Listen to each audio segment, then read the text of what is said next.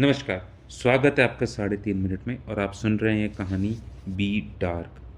अब तक इस कहानी में आपने सुना कि मुख्य किरदार भैरूदान रुचि शर्मा के पास जाके उससे अपनी वकील अपॉइंट करने की बात करता है आगे आने वाले केसेस के लिए, पर रुचि कुछ उलझन में थी। आइए अब आगे सुनते हैं। अब रुचि उलझन में थी और उसके पास ऐसा होने के पूरे रीजंस थे। बिना कोई क्राइम किए या इस मामले में फ्यूचर में कोई क्राइम करने के लिए कोई वकील क्यों हायर करेगा। दूसरी ओर उस ब्लैंक चेक ने उसे अट्रैक्ट किया। इसी बीच भैरूदान पेशेंस के साथ उस हैरान वकील के रिस्पॉन्स का इंतज़ार कर रहा था। रुचि ने अपने एक्सप्रेशंस को क्लियर करते हुए साफ कहा, देखिए भैरूदान, आपका मामला बहुत यूनिक है। मुझे यकीन नहीं है कि मुझे ऐसे मामले पर कंसिडर भी करना चाहिए या नहीं। मुझे अपने सीनियर्स के साथ इस पर डिस्कस करने दीजिए और मैं आपको बस कुछ ही पलों में जवाब देती हूँ। वह अपने सीनियर को फ़ोन करने के लिए कैबिन के बाहर निकल गई, जबकि भैरूदान कमरे के चारों ओर देखने लगा। वह एक शानदार ऑफिस था और उसके सामने की दीवार रुचि की अचीवमेंट जैसे सर्टिफिकेट्स और फोटोज से सजी हुई थी। उसने अपनी नज़रें घुमाई तो उसे अलमारी में रखी कानून की बहुत सारी किताबें दिखाई दी।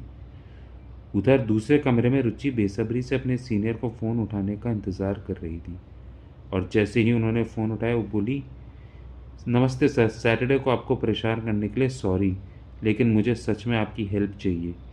मेरे ऑफिस में एक अजीब आदमी है जो चाहता है कि मैं उसे रिप्रेजेंट करूं, क्योंकि उसे जल्दी ही वकील की ज़रूरत पड़ सकती है।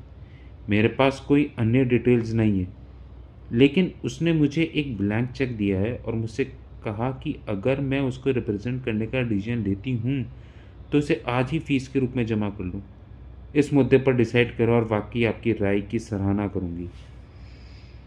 तो एक बड़ी वकील हो रुचि, लेकिन अभी भी वही बच्ची हो जिसे मैं पहली बार मिला था। ये सिचुएशन ऐसी भी नहीं जो तुम्हें परेशान करे।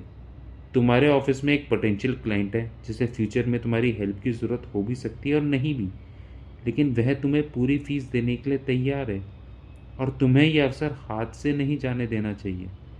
यह मामला अगर उतना ही दिलचस्प निकला जितना सुनने में लग रहा है तो शायद तुम्हें कुछ फेम भी दिला दे, और यह निश्चित रूप से तुम्हें अच्छी फीस दे रहा है। रुचि ने विनम्रतापूर्वक उत्तर दिया, आपकी सलाह के लिए धन्यवाद सर। वैसे मैं अगले सप्ताह दिल्ली में रहूँगी। अगर आप बहुत बिजी ना हो तो हम मिलेंगे। मैं तुम्हारा इंतज़ार करूँगा रुचि। तुम्हारे मामले के लिए मेरी शुभकामनाएं। अपने सीनियर के शब्दों और अपने ऑफिस में इंतज़ार कर रहे पोटेंशियल क्लाइंट के बारे में सोचते हुए रुचि ने एक सिगरेट जलाई। खैर, वह एक युवा है, अच्छा दिखने वाला है और वाकई बहुत ही हैंडसम आदमी भी है। उसकी महंगी गाड़ी और कार को देखकर लगता है कि वह निश्चित रूप से अमीर है, या शायद किसी अमीर आदमी का बिगड़ा हुआ बच्चा है। मैं ऐसे मूर्ख से पैसा बनाने का मौका बर्बाद नहीं करने वाली। मुझे 5 की जगह 7 लाख रुपए चार्ज करनी चाहिए। क्या दिन है रुचि। वह थोड़ा मुस्कुराई। उसने सिगरेट बुझाई और अपने कैबिन की ओर बढ़ी। उसने देखा कि भैरूदान उसके ऑफिस में इधर उधर देख रहा था और अपनी मौजूदगी के बारे में उसे अलर्ट करने के लिए उसने धीरे से कांसा और बोला, भैरूदान, मैंने इस मुद्दे पर अपने सीनियर्स के साथ डिस्कस किया है। मैं ये मामला ले सकती हूँ, लेकिन चूंकि मुझे ये नहीं पता कि मैं किस मामले में पढ़ रही हूँ, इसलिए तुम्हें 5 की बजाय 7 लाख रुपए की फ़ीस देनी होगी। यदि आप इससे एग्री करते हैं तो हम इस डील के साथ आगे बढ़ सकते हैं।